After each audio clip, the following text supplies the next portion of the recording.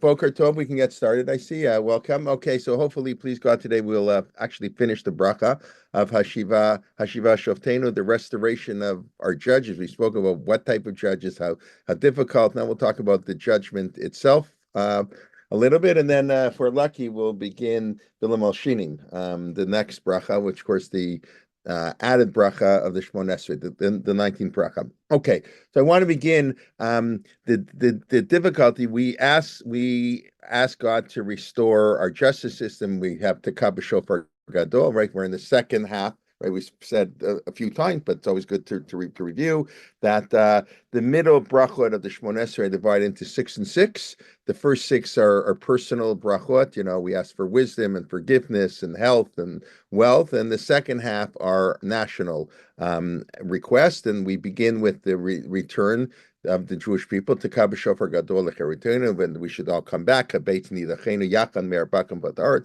Baruch Hashem is happening before our eyes, and then we go in. Once we get back, the first thing is justice, because we discussed how before Matan Torah we have Yitro. Can't have the Aseret Hadibrot without setting up a judiciary.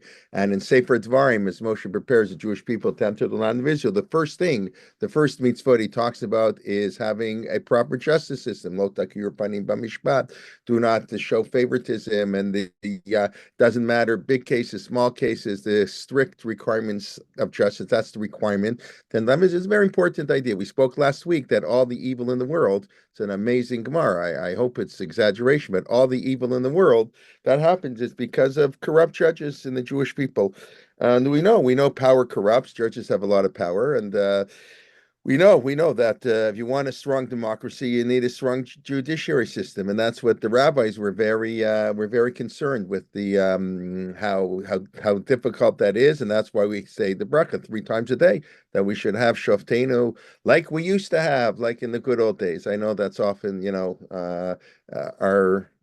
our perception of what it was like. The grass is always greener with the way it used to be. I know that's not the exact expression, but we glorified the past. But in this case, it's true. And of course, we said the role of the justice is to remove yagun vanachat, to prevent suffering. That's the role of justice. Now, the problem is, and then we said that's where we began. There's sort of a slight contradiction. Then we say umlach aleinu atal levatcha, but only God should rule over us. I don't understand that. We're praying for, obviously, justices are humans, so they're in a sense ruling over us because we have to follow their rulings, and that we say Mloch Aleinu. So it's I wouldn't say it's not exactly a contradiction, but of course the idea, on the one hand, we have the judges, they do their best.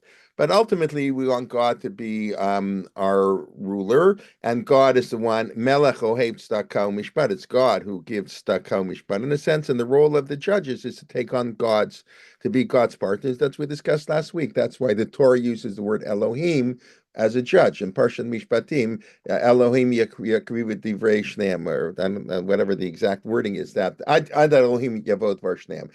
Unto God the case should come. What do you mean unto God? It's unto the judges, but that's of course it's a beautiful idea that we refer to judges as God, and that's what our bracha is saying. The relationship between God and the human judges. Now, of course, as Reb Soloveitchik points out, no human judge can ever give pure justice. So that's what I want to talk about a little bit today. First of all, I mean, the Rav says in the real world, there's never a case where somebody's 100% right and 100% wrong. In every argument there, in every court dispute and everything, there's always, even somebody who's a criminal and does terrible things, there's always some slight mitigating factor. There's always something. You'd have a dispute, a misunderstanding of the contract. This one thought that, this one thought this. Obviously, so we have to rule, and sometimes you're 51% of the case. What are the expressions in a civil case? In a criminal case, it's beyond a reasonable doubt. But in a civil case, the lawyers can help me out. The standard of evidence is much lower. It's preponderance of evidence. I don't know what the exact expression is. You don't need beyond a reasonable doubt, but there is going to be a reasonable doubt. You don't know 100%, or we know he's 60% right, but he'll win 100% of the money. So only God. 61%.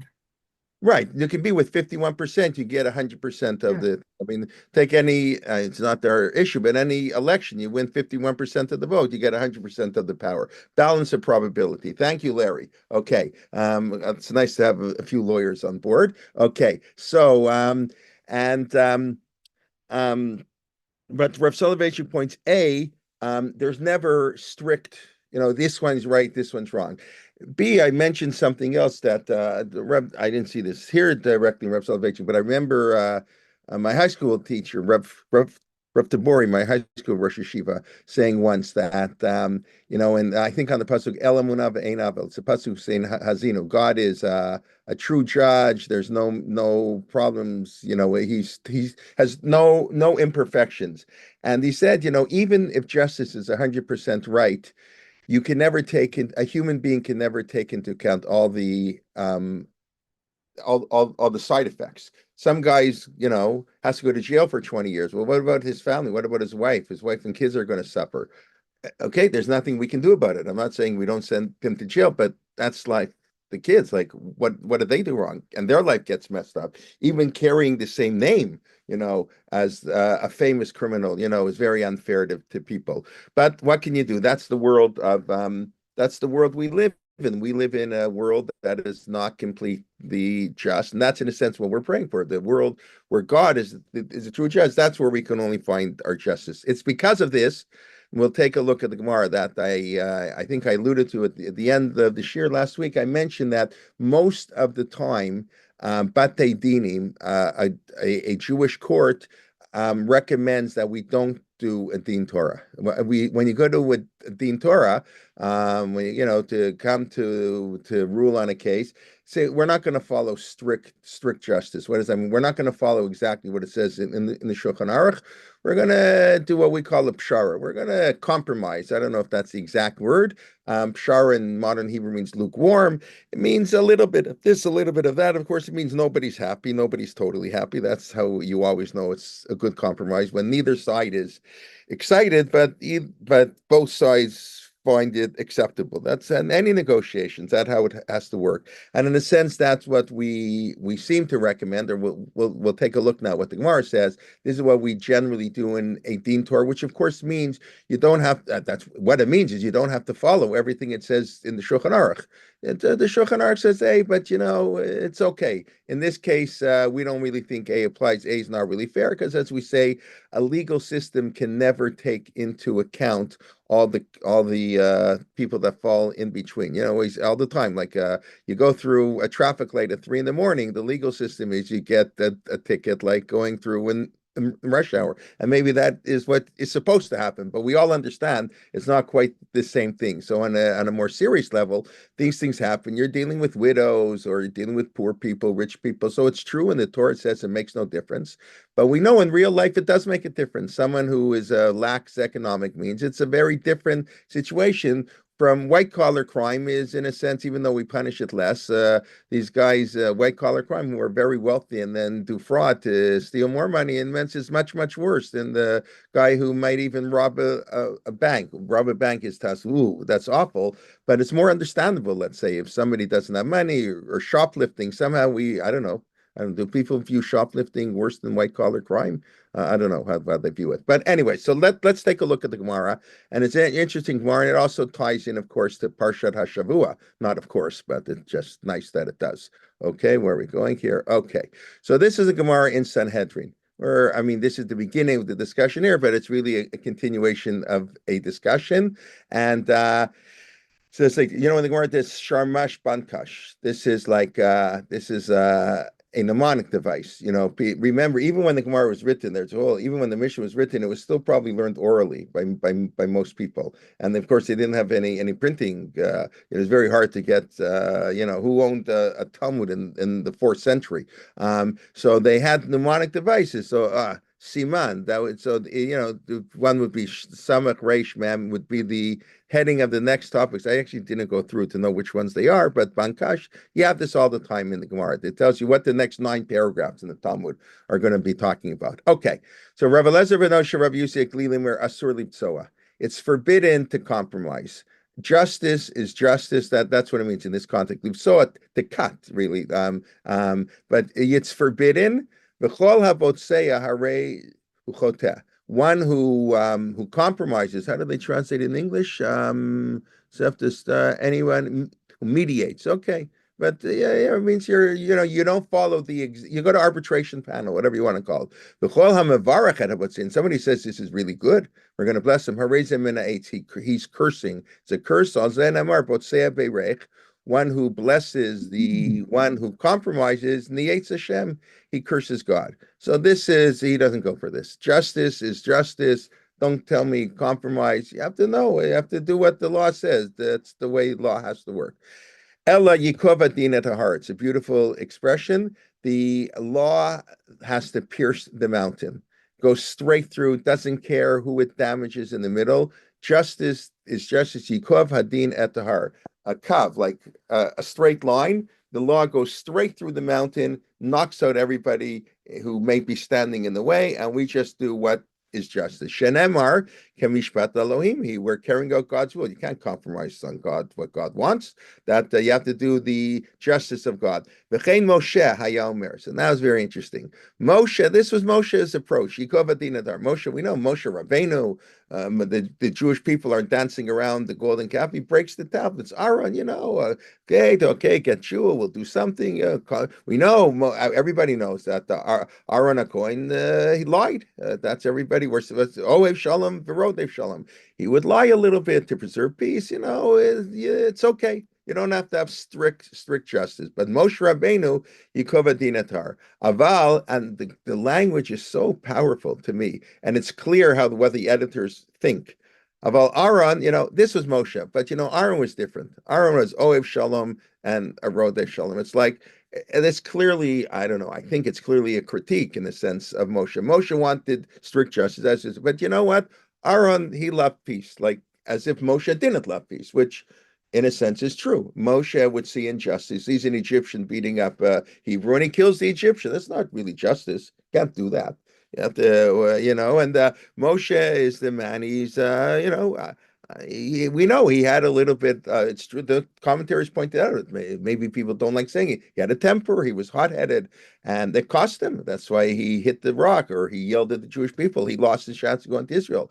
He was a man, Moshe Emet. Truth and peace, we know, cannot coexist. Emet v'shalom. We've spoken about that in the past. The last pasuk in the Haftorah, we read how we ha'emet v'hashalom ahevo. We don't read in the Haftorah. It's in Zechariah when he says the fast soma revit, soma chamishi, soma tziri, but soma shvi, but soma tziri. The fourth fast relating to the destruction of the temple in exile. That's Som Gedalia, Shiva Asar B'Tammuz, Tisha B'Av, and Asar B'Tevet, all relate to exile. They will one day be days of peace and joy, and there'll be holidays when we come back to Israel. It was a question: do you have to celebrate? Do you have to observe Tisha B'Av? That question came up. We discussed it in 1967, 1948. Maybe we don't observe Tisha B'Av anymore, or maybe Shiva Asar Tammuz. Let's say Tisha B'Av be too much. These were serious questions. The assumption is during the Second Temple they didn't observe Tisha B'Av. Well, what are they observing Tisha B'Av for the destruction of the first temple? We have a temple now. The temple wasn't as glorious as the first one. Big deal. And then the pasuk continues, "Ha'emet v'hashalom ehavo." You should love truth and peace. And as Rav Soloveitchik quotes his father, that this is otherworldly. In this world, peace and truth cannot totally coexist. And that's a famous midrashim.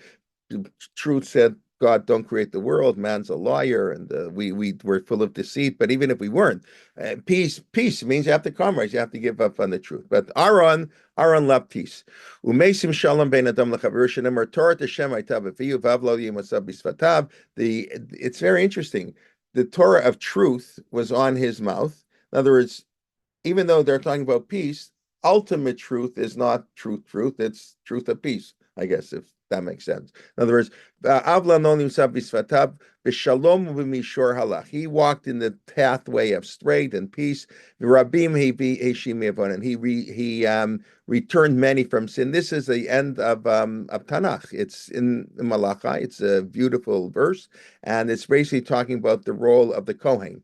of course, Aaron being the first Kohen, that the role of the Kohen is to bring peace among the Jewish people. The role of the Navi is to castigate the people and to tell them what they're doing wrong. But that's the role of the Navi and the role of the Kohen are quite different. Okay, so that's what the Gemara says. By the way, just to connect it to this week's parsha, then we'll come back to this. The Gemara says two things here. Haresha gazal seas vechitim. If you steal wheat and you make bread and you make a bracha, you're not allowed to make. That's a curse. It's like you steal a lulav. That's no mitzvah. So if you steal the bread, you steal money. God's not interested in you making a bracha. And then the Gemara says, Lo nemar botseya keneged Yehuda. The word botseya, that David HaMelech, this is a pasuk in Tehillim, was said against Yehuda. Shenemar Vayomer Hashem, we're going to read it tomorrow. Ma betza kina roket. What do we gain? Oh, that's the way it's in that. Ma betza kina roket achenu. And you know what? It was a cost benefit analysis, and these was heavily criticized, as you see here by the rabbis. Somebody says Yehuda did something nice. He saved his life. The brothers were going to kill him. So no, let's no. Reuven had already said we're not going to kill him, and Yehuda just said it's also the expression of ma betzak in achinu. It's the Koel calculated thing. Had it been in their interest to kill him, they would have. This wasn't the moral statement. Yehuda just said, you know what do we need to kill him for? Just kill him. The Egyptians will get rid of him. The Ishmaelim will take it, and that's it. Yosef will be gone. And we don't have to be the ones who spill blood. So Harezem and Eitz. Anybody who praises Yehuda is really cursing. Okay, so that's really powerful. But let's get back to our thing. I just want to point out Tosfot, and then we'll come back here. So Tosfot says, I think I have it here, about Aaron was different, right? Aaron was different.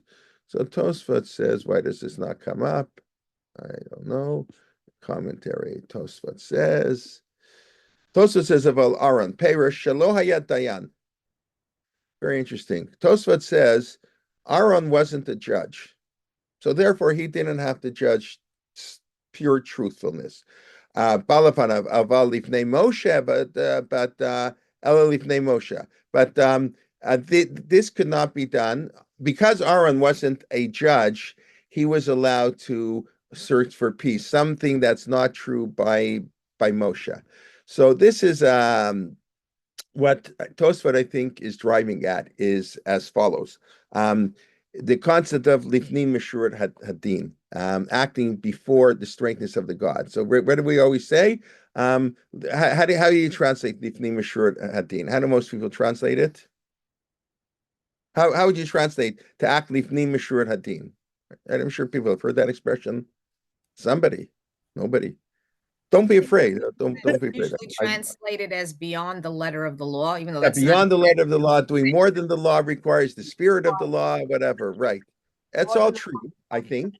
Right? Doing more than the law requires. That's how we normally translate. The halakha is A, but I'm a nice guy. I'm going to do more. Okay.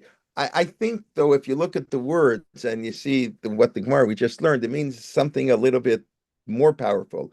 Lifnim mishurati means before the strictness of the law.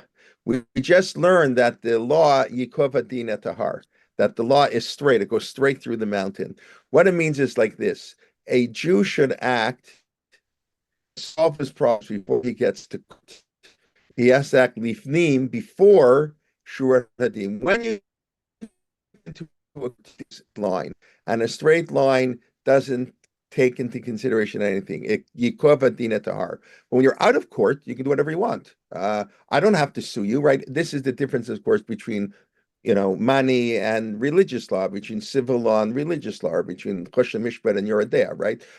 I break your window and I owe you $500. So I was playing baseball and it was a mistake and I hit like 300 feet and I broke your window. Wow, the guy's very impressed. I'm very impressed that you could hit the ball 300 feet. So he broke my window. He's a millionaire, and the guy's not. It's the other neighborhood, 300 feet in the poor neighborhood. I don't know. So you can't afford, your parents can't afford the $500, so I won't make you pay.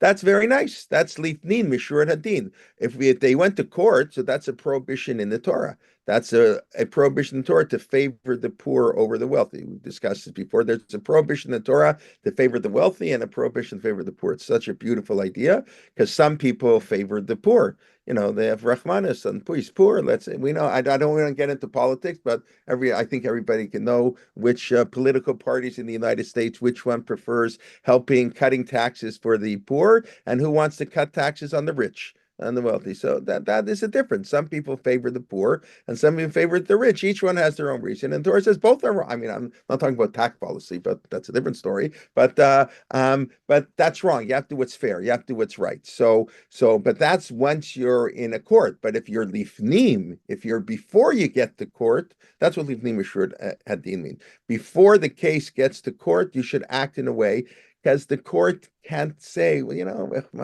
it wasn't his fault. It was a mistake. Because in halakha, you're totally responsible for what you do. Something that I think the world has to know a little bit, right? The halakha says even if you sleepwalk and you cause damage, it's an amazing halakha. The Mishnah in Bava Metzia, I think, if you go sleepwalking and you damage something, you gotta, you gotta make sure you don't go sleep. If you're afraid you're going to sleepwalk, put a rope around your bed and tie yourself in so you don't go sleepwalking, or lock the door so you can't get out. Do whatever you can. In other words, you're always responsible. Adam muad la'olam. That's the expression.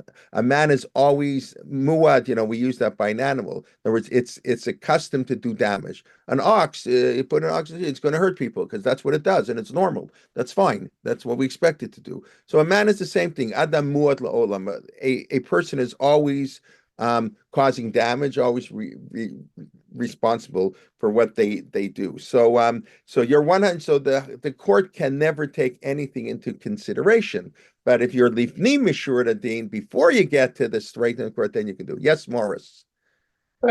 I think more. You say can't take things in consideration, but there's requirements like of warning, of a draw, and shnei. That's only for so like if you first sleepwalk in the of all, middle I'm of the night talking and about. you have blood on your hands, you're not going to be No, guilty. no. Very, very good. No? More everything you say is true in a criminal case. In a rich that's if I want to convict somebody of murder or for some crime in order to punish the person, a ritual sin. But when we deal with monetary sin, there's no warning. Because remember, in a monetary sin, it's usually it's a zero-sum game. One person wins, one person loses, right?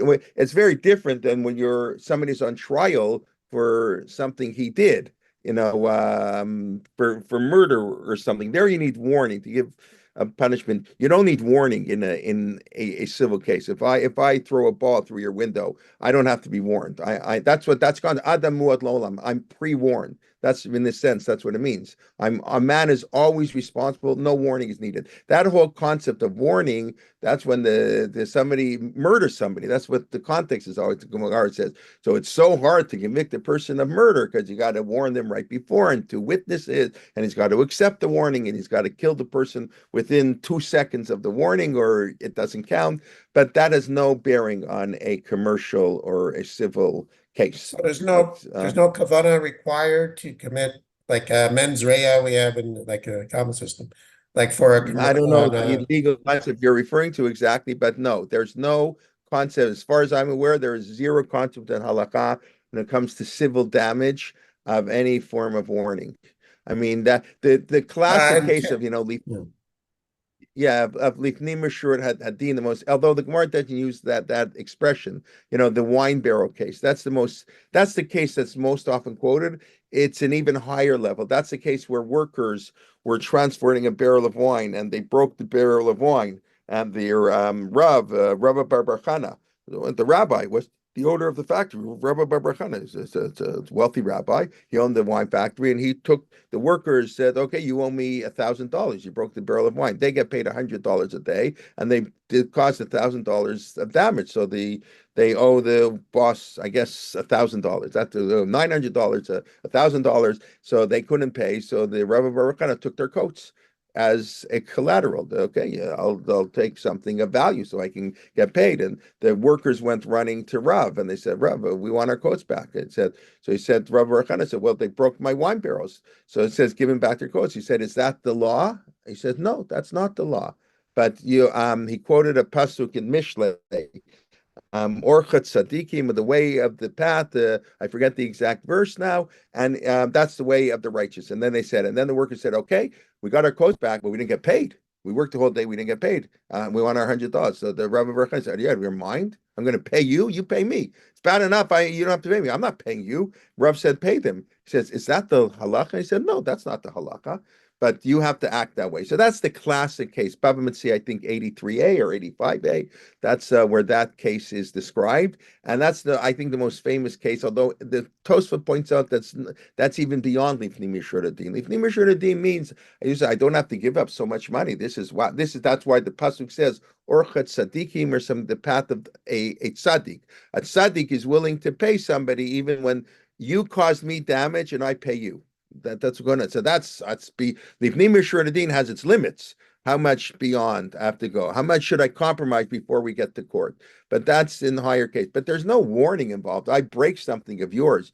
You don't warn me, don't break it. And if I break it, no, when you break something, you got to pay for it. That's the halacha. But anyways, it's a very powerful idea here. But the idea of Lifnei Mishur Adin really means that to act before you get to court, because once you get to court, you're finished. Now, what the Gemara is then discussing is the court allowed to act Lifnei Mishur Adin. That's how I think Rav Soloveitchik explains that Pshara is really a court of Lifnei Mishur Adin. So normally a court is not allowed to do such a thing. It's forbidden. It's against the Torah. Torah says you just after the case is over. The Gemara says after the case is over, you go to the wealth guy, says, you won the case, but come on, be a mensch. Are you going to take $1,000 from this poor guy? Give me a break. Don't do that. But in the court case, that's a Torah prohibition to rule against him, even though it's the right thing to do. Right? Law and morality don't always agree. That's life. We know that. I was just reading actually Mark Shapiro's last article in the Sfarim blog that came out this week. So he quoted from some Hasidic Rebbeim, the Ishbitzer, I think some of the Rebbeim was said. It was a fascinating article. You should read it. You can read it. And he's talking about how sometimes the will of God and the law of God are not the same. In other words, sometimes what the Torah says you have to do and what God wants you to do actually contradict each other. It's a fascinating idea, but it really is true because the law is generic, is general. And sometimes God would not want you to follow the law, but a court means it's a court of law. So the court cannot impose the will of God. That you can only do before you get to court, lifnim, before you get to the straightness of the law. Now, what a pshara is, if the two litigants agree, they will let the court rule lifnei mishur adin. So you cannot impose it, you cannot force them. A person has the right to demand strict justice, but they dinim here is, as I understand. Thank God, I've never been never been involved in a din Torah, but more thank God for a general case, in secular court. It's a question. Well, we'll get back there in a minute. They encourage. That's the machloket. The first opinion was it's forbidden. No, the court's not allowed to suggest pshara, and that's Moshe's approach, so to speak. But we follow the opinion that no, it's the proper thing to do, even in a court of law, is to agree that you're not going to necessarily follow 100% what the legal system would do. It's what we might call an arbitration panel in English. And without getting into it, I think I mentioned last week, it's a very important, subject, but it's a little beyond. I know we go beyond often what's strictly in the Siddur, but this is a little bit beyond too much. And then we require much more thinking and work is what exactly is the status of a secular court today. It's not so simple that it's, we know a Jew's not supposed to go to a secular court. And it's considered in the Torah a pretty serious prohibition. It's right after the Seret HaDibrot, Ve'la Mishpatim Asher Tasim Lifneihem. These are the laws to put before you. So the pshat of the verse is right after Mount Sinai, we have a whole bunch of civil law. But the Gemara has an additional level of interpretation. You should put before the court of law, v'lo lifnei akum. You shouldn't go to a secular. That's the question. Is it a secular court? Is it a pagan court? Whatever, without getting into it, because we have dina de malchut dina. So the problem is, I'll be perfectly blunt, is we don't have enough batei dinim that are professionalized. I don't want to get into the whole system. It's not really for us, but people should know. It's very important that there have to, Baruch Hashem, the RCA Beit Din Din, with what I know about it, is very professionally done. They have rules and procedures, like in a real court. They tell you in advance what's going, but not every Beit Din works like that. And you know what a Zabla system is? I remember when we learned Sanhedrin, I mentioned with Rav Aron Lichtenstein, the one year I was in Shir when I was in Grus. So, at first I didn't know what he was talking about. Zabla this, Zabla that. So Zabla Zebor Elo Echad Zebor Elo Echad. It's the beginning of the third parak in Sanhedrin. The third parak in Sanhedrin. How do you determine who's on a court? It's very interesting. So the Mishnah says Zebor Elo Echad. One litigant chooses one. And this litigant chooses one. So each one feels they have someone looking out for their interest because I chose who the judge is. And the two of them, probably the two judges, then choose a third judge. So without getting into why, that's so most the people today say Zabla is awful. To do Zabla leads to corruption. In theory, even though it was the system in the time of the Mishnah, that's not the system they use today, where you get to choose who's going to sit on your court. I mean, but that's the old system. So whatever. But we all know the concept of Lipnim Rishadin and acting, and you have to have a really proper legal system. And unfortunately, the Batei Din system never developed or hasn't developed to the same way. And I know, for better or for worse, whatever, many Jews, many observant Jews, will near a Beit Din, and they're not always wrong, and that's a sad thing to say, but it sometimes is true. And I don't know if any of the lawyers have. We don't have to get into now. Have experience, but that's what this prayer is. It's a very difficult prayer. I should have strict, proper judges who have to be trained, and we also mentioned that a judge has to know what's going. We mentioned last week that din emet la'amito means lefi hamakom lefi hazman. So the judges have to be very aware of the sign in which you live. In the article I just quoted by Mark Shapiro, he mentioned something that a number of great poskim said is a very interesting idea. To me, it's obvious, but when you see it like right in front of your face, he says when there is a debate between rabbis, even though the halacha may be an A for many years, he quotes the name in the Sri Yesh, this Rabbi Yaakov Yechiel Weinberg, the great posek in the middle of the 20th century, that sometimes you have to follow the psak that makes the most sense in the culture in which you live. Moral values change over time. So, and that's not always bad. Reb Cook, I mean, a lot of people felt there's been advancements in morality, and there is advancement in morality despite the world we live in. There's a much greater recognition of many human rights and all kinds of things in a positive sense. And so he says sometimes the halakha has to say, that maybe in the 14th century it was okay. I don't know, and maybe it's not a good example. Maybe in the 14th century it's okay to say a woman should leave her house once a month, like it says in the Rambam. That a proper woman leaves her house once a month. You say that today, you're like a misogynist. It's a terrible thing to say. It's awful. I don't care you're quoting a Rambam. Please give me a break. We live in a totally different world of the Rambam. So that's what the Sri Yesh, others are writing. The posek has to be aware of the society in which they live. And when you issue a ruling, and when you have to know who to choose, what to choose. You can't be divorced from the world at large. Okay, enough of that. It's an important, justice is really important, and I think it's a communal responsibility to ensure we have proper Batei Din and that people can feel confident that they'll get true justice and fair justice and proper arbitration, whatever words you want to use, when they go to a Din Torah, and the people are aware. That's why the RCA Beit Din, whenever there's a real estate dispute, they'll have a real estate lawyer as one of the judges. When whatever the issue is, they'll have somebody in that field as one of the judges, because it's important. If you don't have a tremendous grasp of how every industry works in its own way, and you talk in certain, everybody, there's the language rabbis talk, and there's there's legalese. Everybody knows there's legalese, and and there's rabbiese. I don't know what the word is.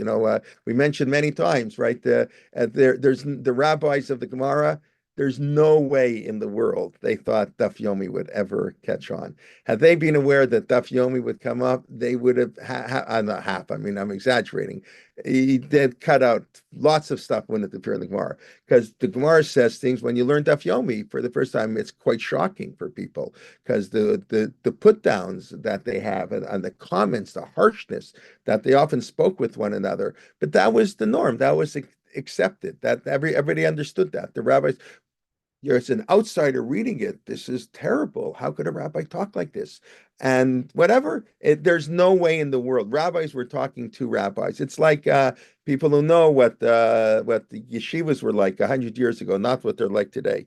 The students ran the place. The students would they would. I mean, or the rebbeim would tell a student, "Oh, you're an idiot." That's a really, yeah. I'm sure you all had teachers. That's a klutz kasha. Don't be. Only a fool would ask such a question. Today, a teacher says that they fired the teacher. They disciplined the teacher. How you say that? We have to be concerned with the kids' feelings. And okay, I mean, maybe our kids, maybe we have to learn to have a little bit thicker skin, but the idea is no, we've changed. Our society has changed, and you can no longer tell a kid, or maybe at least maybe in advanced. Okay, these were advanced yeshiva, and only the elite of the elite went. They went the elite of the elite. Okay, but that's how they used to talk. And I mean, I don't read Yaakov Kamenetsky's book. Why do you think they banned this book, The Making of a Gadol? Read what people said about Rav Aaron Kotler, and that people had very harsh things to say about other rabbis, and because that was the world in which they lived. To an outsider, it's very difficult. But anyways, so it's very important that our judges be totally attuned to what's going on in the world, and that's hard work. And the community has to invest. You have to invest in people. You have to invest, in producing not just rabbis and with whatever who are very learned but are very knowledgeable. And it's the one that what Rabbi Weissman from the RCA Beit in Beverly dealing. He went to Columbia Law School and he worked on Wall Street for a couple of years, and now he runs the Beit Din of America. It's a beautiful thing. So he totally understands, obviously, American law. He has work experience on Wall Street and whatever, and now he's working to bring justice to the world. That's a beautiful thing. Okay, let's go on. Any questions, comments? I see how to access the article by Mark Shapiro. Yeah, I can show it later. Just type in the Sparring blog. If you're not aware what the Sparring blog is, I'll keep you busy for the next year and a half catching up on articles that I've been reading. The Sparring blog was started, I don't know, 15 years ago by I forget the names of Dan Rabinowitz. It was started as sort of an analysis of Sfarim, but it's really, I would say, it's very high level, intellectual, sophisticated stuff with some great people who write there on all kinds of fascinating topics. And just, and Sfarim, so they call it the Sfarim blog. So Mark Shapiro writes, he just had an article. He's written many articles over the years, but they really have some really fascinating articles. It can really keep you busy for a long, long time. So the articles sometimes come out. Sometimes it can be a month apart. But they're scholarly. The articles are like are very high level, and whatever. But you can just type in the Sparring blog, and you'll find it. Just let me take a look. Shoplifting. Okay, here. Shoplifting isn't considered a crime. Is that true? Shoplifting is not a crime? I find that hard to believe. Wow. California, Yeah. Really? Shoplifting is not, what do you mean it's not a crime? How they can it not won't be a arrest crime? you. They won't. That's a different story. Shoplifters are more likely to go to jail than white collar criminals. So here we have machloket. What's going on? Right. That's okay. All right. Very good. Shoplifting is a crime in all states. Okay. Restorative justice. Yeah, restorative justice. What's that exactly? That's when you're like to restore a past wrong, like kind of like affirmative action. Is really is that what it means? What's restorative justice? To South restore, Africa, right? like a, Oh, right. So, right. So when wrongs have happened in the past, you try to do it. So that's an interesting thing, right? What does the halacha have to say about that? I mean, how do we have a statute of limitations in halacha? I don't know. I have to think about this a little more. We're very concerned with quick justice. It's considered inui hadin. The idea of death row,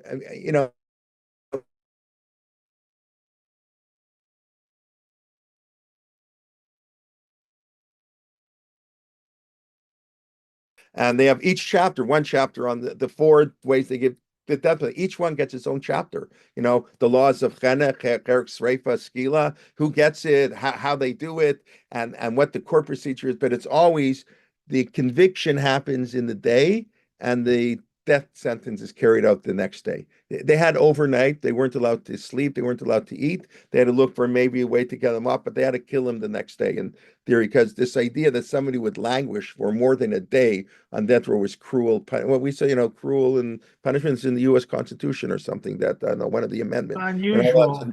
I'm sure, right? So that's considered cruel. So we believe in very quick justice. That was Yitro's complaint onto Moshe. You need many judges. Hasheeva Shofteinu. We need Shofteinu. We need many judges, because otherwise you can't carry out any justice. So Moshe Rabbeinu, that's what Yitro said. The question is though, but if you don't do that, can you go back 10 years?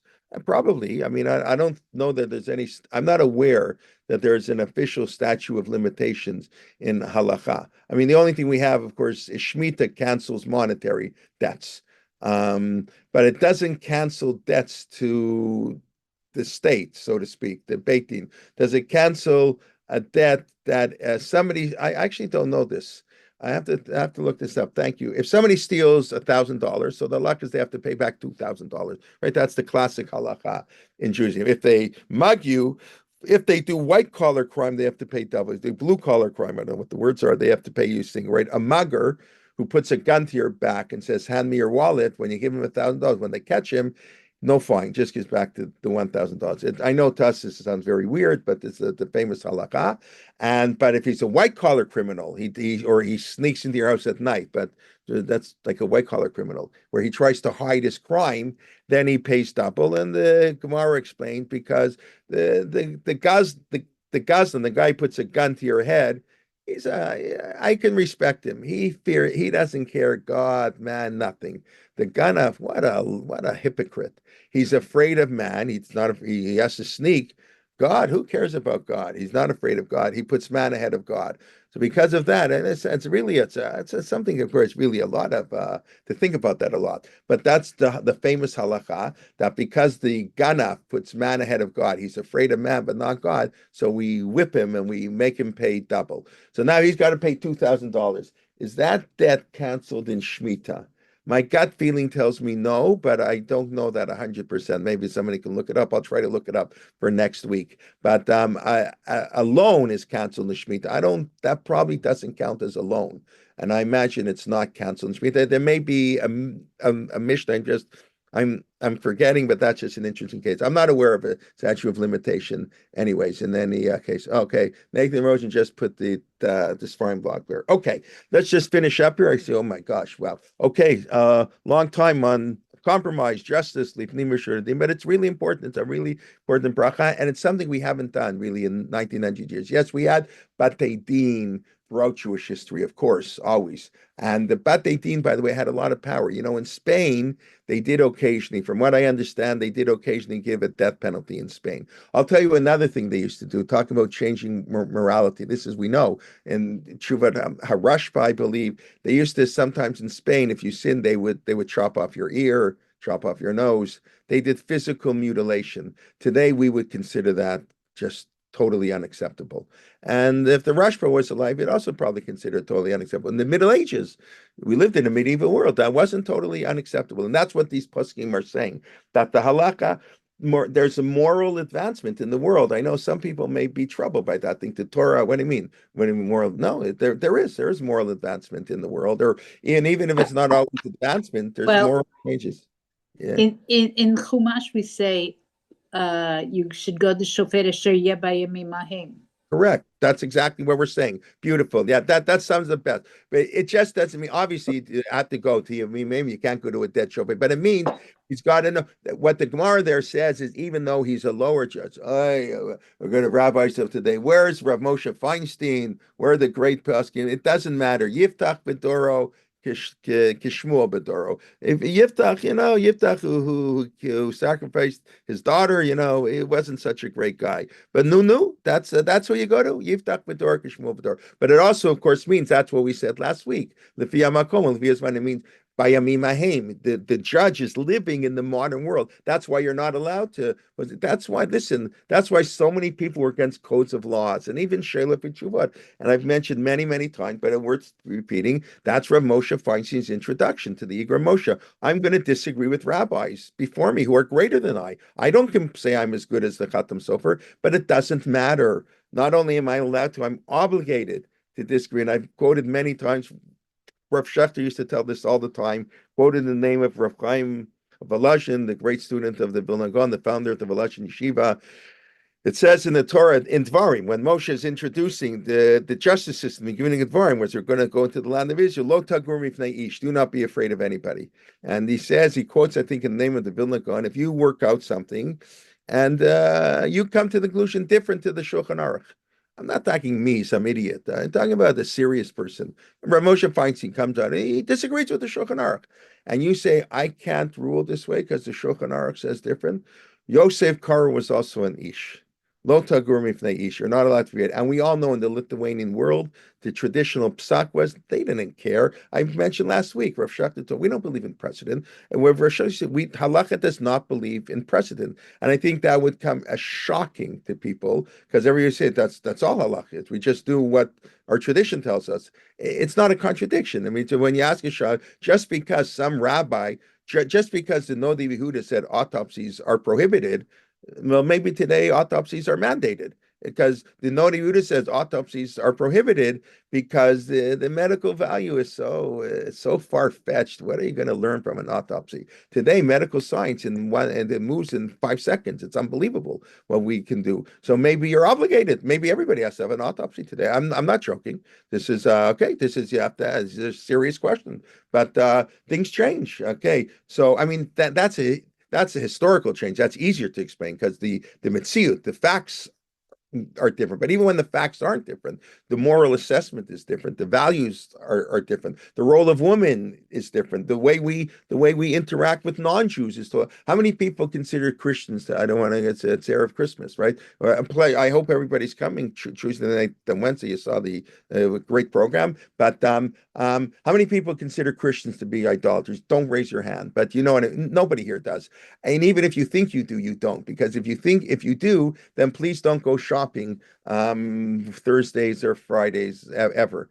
Can't go shopping any Thursday, Friday in a store owned by a Christian because that's the first Mishnah in Avodah Zarah. 3 days before their holidays, Sunday, it's a day of they worship their gods. 3 days before their holidays, you're not allowed to do business with them because they're nice. They're from a goyim, and they're going to give tzedakah, you close the deal with them. They made a lot of money before Christmas.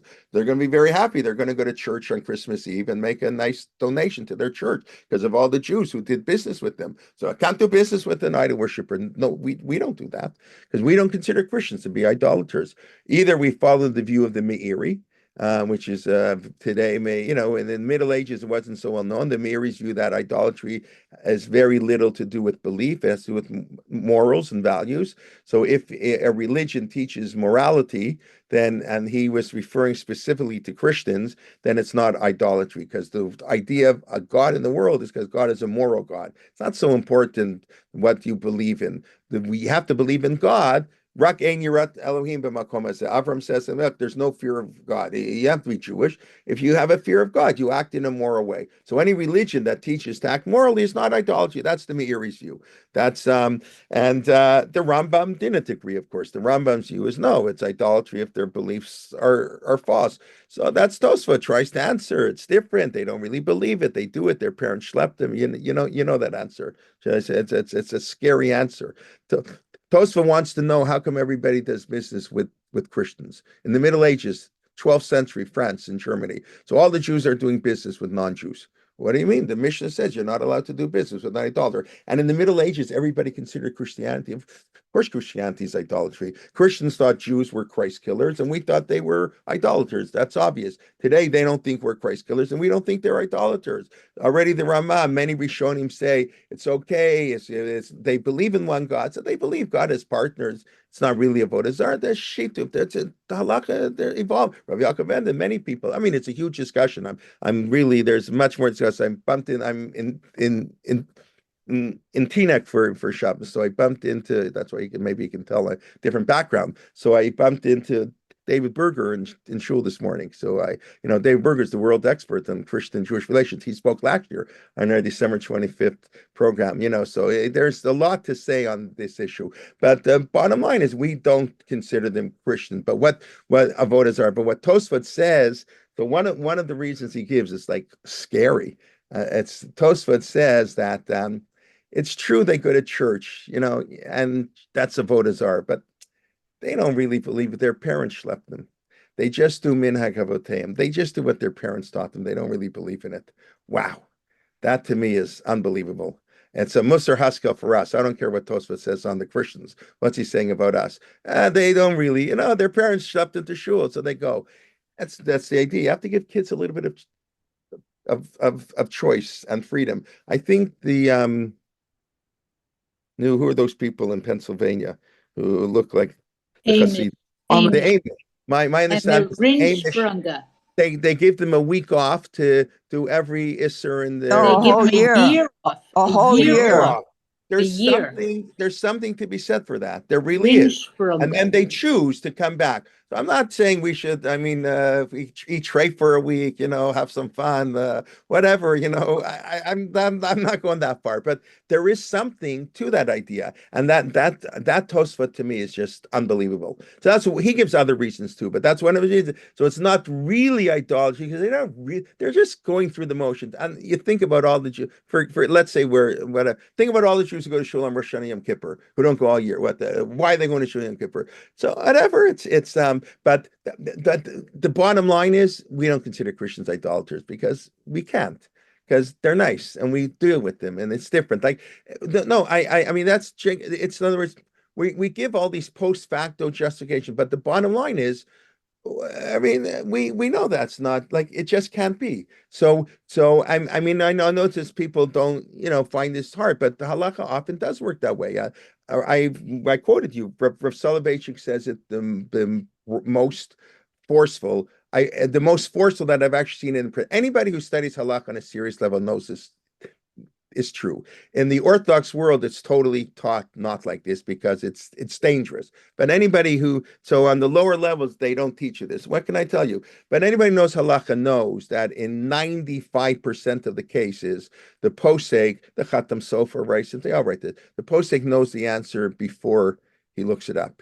He has a gut feeling, and he has to just justify his gut feeling by looking up some sources and discussing it because he has a feeling for what it is. Okay, you have to know a lot to have an instinctive feeling. Rav Soloveitchik writes this mamash black and white in his tshuva that he wrote, a 20-page tshuva. It's printed in Natty Helfgott's book collection of the letters of the Rav. After the Rav passed away, they put out many books on manuscripts. So they have a fascinating series, about 400 pages of letters of Rav Soloveitchik. So one of them had to do with joining the American Army, and there were problems of Shabbos and kashrut, chaplaincy, and all this shilas. And Rav Soloveitchik, so they asked Rav Soloveitchik, they weren't enough Orthodox rabbis volunteering for the U.S. Army, and that was a problem. So Rav Soloveitchik said, I just want to say that before I write the sources, I know the answer has to be that American rabbis have to go to can go, and that's for sure the response. And what I'm going to do now is I'm going to just look for sources to back up what I know has to be the correct answer. I don't remember the exact language I once quoted it, but it's there black and white. And because it's not that they're making up and they're doing whatever they want.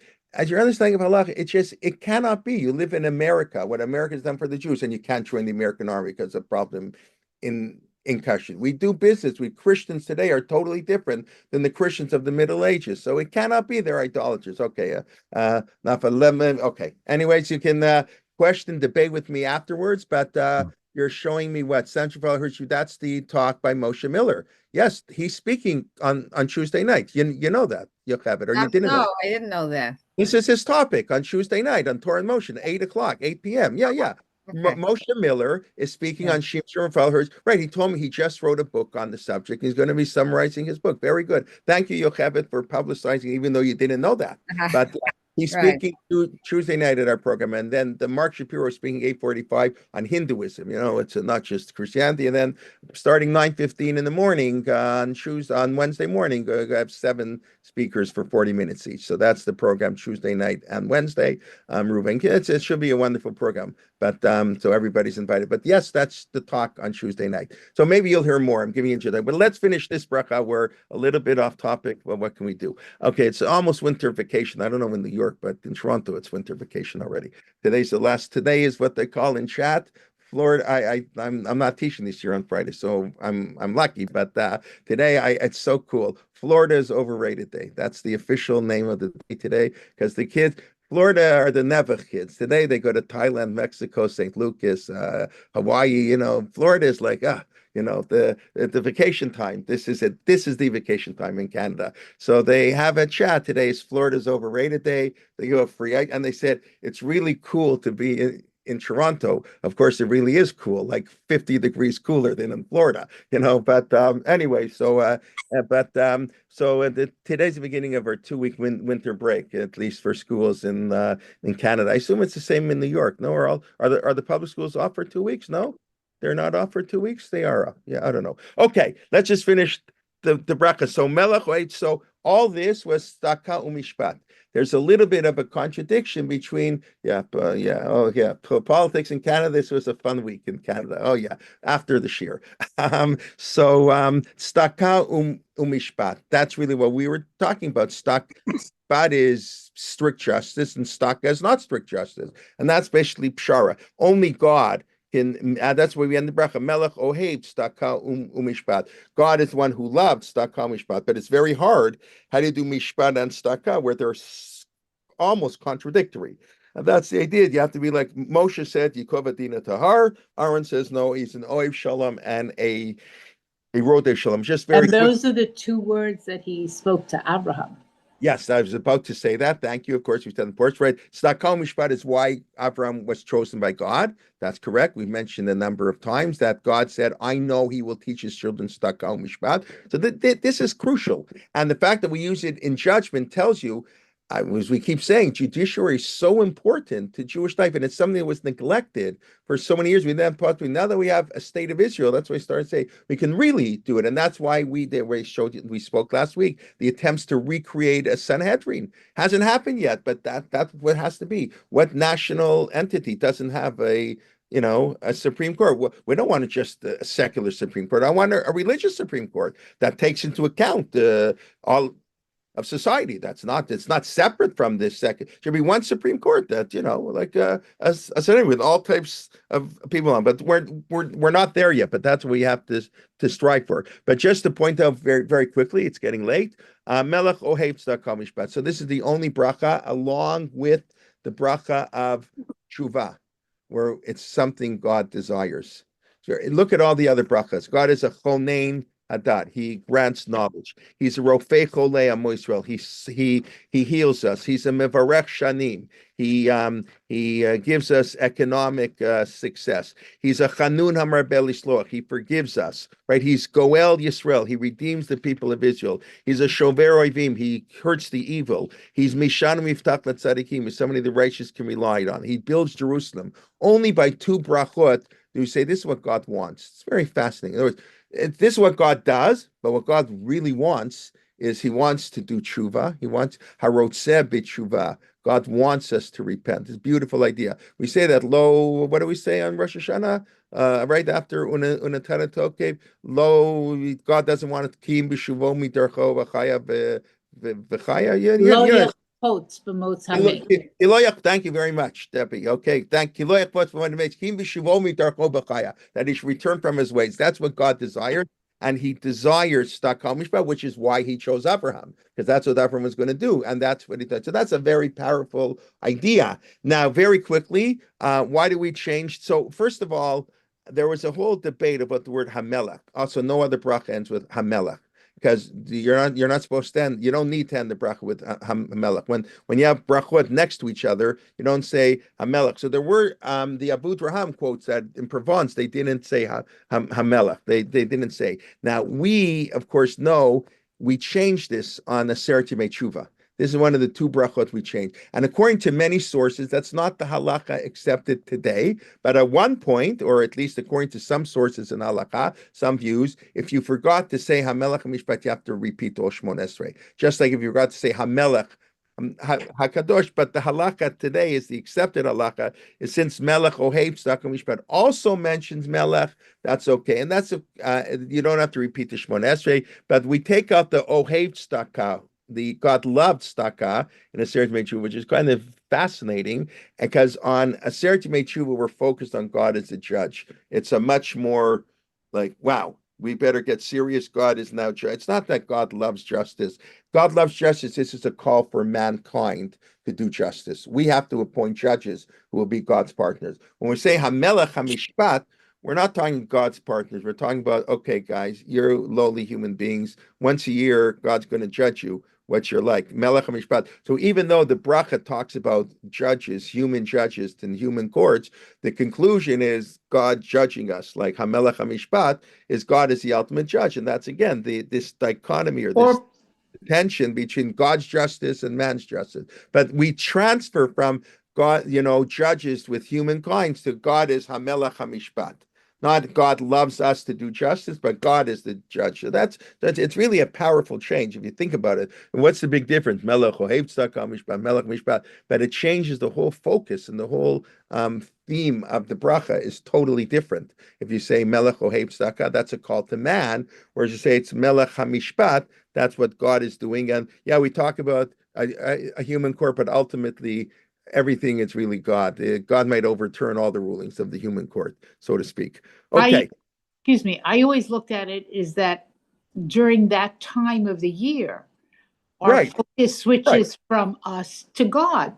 Right, but it's that I mean, God is the judge. That's where our brains are. We're not focused so much on how we look at it, but now we're Hashem is judging us, and at the end of the 10 days, it's final. Right. But I'm saying, so our focus about what the theme of the bracha is different. 355 days a year, we have one theme or one sort of concept, and the sort of punchline, I would say, of the bracha changes in Aseret Tshuva. We're asking for during all year, we're asking for justice. It's a very human thing.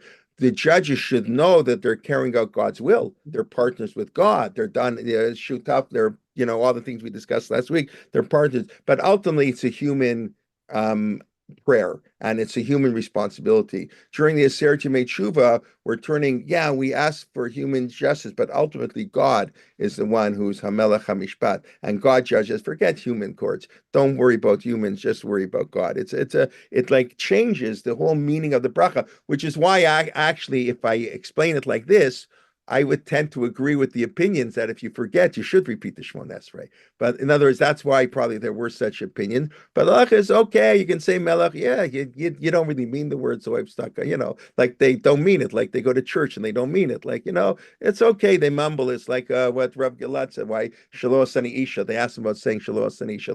So it's another bracha, right? Another tension of changing time. So he said, no, it'll be another bracha I say, but I don't really pay attention to what I'm saying. That was his cute response. I mean, it is, I think certain schools, they won't say it. Yeah, Zeb, what do you want to ask? And then we have to quickly let people go.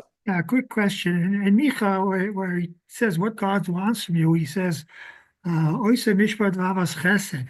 I'm wondering, is there a big difference between Chesed and Tzedakah?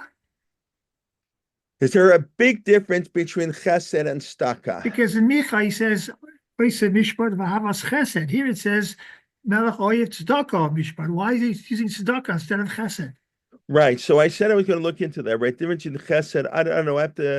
Chesed is kindness. Tzedakah is less kindness. It's more what it should be. Righteousness. What does that mean in practical terms? As the way here we're explaining tzedakah mishpat, we're explaining tzedakah as more lifnim mishur, more in the chesed category. In contrast to mishpat, see, when we say tzedakah as charity, we mean it's righteousness. We don't give charity means I'm a nice guy. I volunteer to give charity. So that's not a Jewish concept. You're obligated to give charity. We want you to give it as a volunteer, but you're obligated. So there, tzedakah is righteousness. But when we use tzedakah with mishpat, I do think, as I understand it, tzedakah has a much more of a connotation of kindness and chesed. The mishpat is the strict justice, and the tzedakah modifies it, and that's the idea. This lifnim mishur din and shalom oev shalom yikov adin et hahar versus oev shalom oev verodi shalom. That's what the Gemara says. Okay, let's just do a quick 1-minute review, and then we'll then take any other questions. So, okay, we spent most of the year talking about the importance of compromise. A machloket in the Gemara, is a court allowed to compromise? And Moshe's approach is no. The mountain, Yikov Adin et Har, the law pierces the mountain. We don't take anything into consideration. So it just goes straight through you. We don't care. No extenuating circumstances. Nothing matters. It's really a powerful idea. That's law. That's strict justice. But Aaron had a different approach. He was an Oev Shalom. You want peace in this world, and peace and truth are going to be in conflict. If you want peace, and that's the way we follow, you're going to have to do Lifnim Mishur Din. We said Lifnim Mishur Din is the idea you're not in court. It's before you get to court, befefore you get to the Shurat Din, before you get to court. Then you can do whatever you want. You owe me, I don't have to take the money. I do whatever we want. Once you get to court, it doesn't work that way. But then we have a discussion. Can the court, must the court really advise the people not to do strict justice? And that's what we do. In practice today, we ask the litigants. As far as I know, I don't face it on a day. I don't know. I don't work in a Beit Din. I should really ask them what happens when one of the judges says no. He's convinced he's right and he's going to win the whole money. He doesn't want any compromise and he's mad at the other guy. I want strict justice. So I assume I don't know. I have to check. Maybe he can get it. I don't know exactly what happens when they do that, but that's the importance of compromise. It's not just going beyond the call of duty; it's acting before justice takes place. And then we discussed a lot of time how moral values, things change. What lifnim mishur din, which takes into account factors beyond the law. That's what it means, beyond. So what are those factors beyond the law? So it can, in different generations, it's different factors, and those factors change and our values change. And that's what it means, a shofet asher yeh bayamim hahem. So that's the difficulty. That's what's making being a judge so difficult, to know which factors to choose, that the extra legal factors, what is moral, what is good, etc., etc. So that's the challenge, and that's why we have to pray 3 times a day to have sensitive, knowledgeable justice. But knowledge is slightly less important, especially if you're doing a compromise where you don't have to follow the strict law, so you don't have to know every sort of Hashem. Then insight and wisdom and empathy, these become important values to know. And then which values, and obviously your worldview is going to impact on what you think. And we discussed a little bit, okay, Christianity, our evolving attitude, just like Christians have evolved their attitude towards Jews, we have evolved. And the modern, but obviously the Haredi world has a slightly different approach. They don't evolve much the same way, but it's clear, I think anybody living in the modern, even the Haredim living today, but they don't do business with Christians, and that's not true as far as, anyways. Okay, so please God, we'll continue next week, and I want to wish everybody well. Let's see any questions here that I did not discuss. Thank you. Or if anybody wants to speak up, shoplifting still is crime.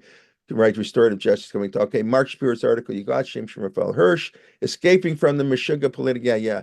Listen, it's not, as in the United States, it's really something. What's going on in Canada? Our finance minister resigned to America. Well, it made the New York Times. It made the front page of the New York Times. Christy Freeland resigned this week before she was supposed to issue the fall financial statement. All right, nobody cares. I mean, all the Canadians know about it, and the Americans don't care, right? But if you want, you can ask me. But it's big. Whether Trudeau will survive, that's the real question. Anyways, but okay. We're in the Sanhedrin. Sanhedrin reestablishes some are trying, would they reinstate capital punishment?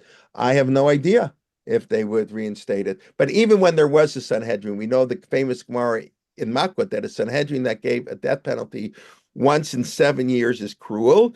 That the second opinion is once in 70 years.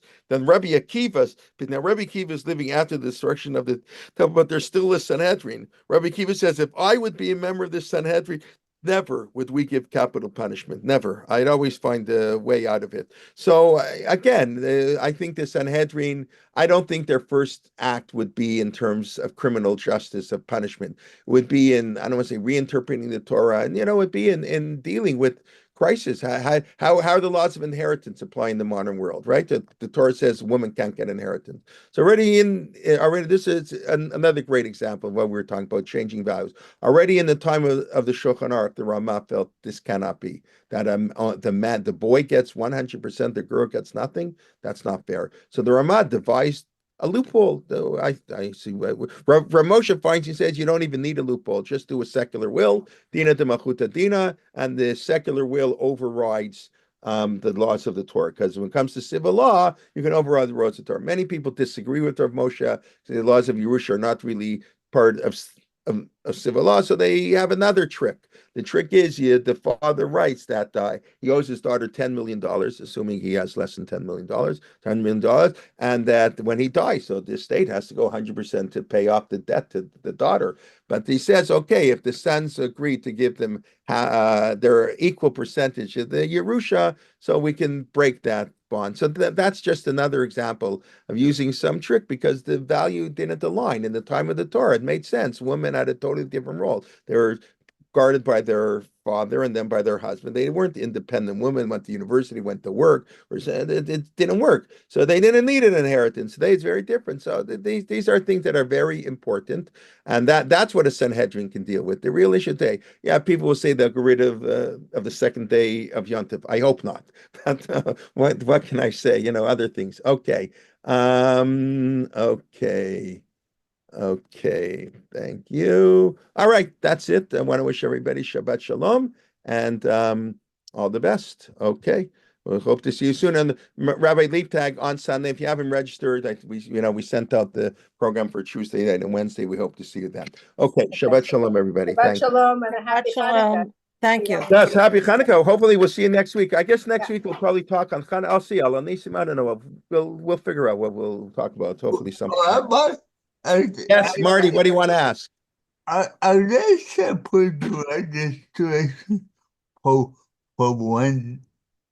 Tuesday night and Wednesday, or is it all one registration? No, it's one registration for Tuesday. It's a separate registration from this. No, but the Tuesday night, Wednesday is one registration. Yeah, I wasn't One clear program. about Yeah. Thank you. Good one job. program. Yeah. Okay. All right. Shabbat Shalom, everybody. Be well.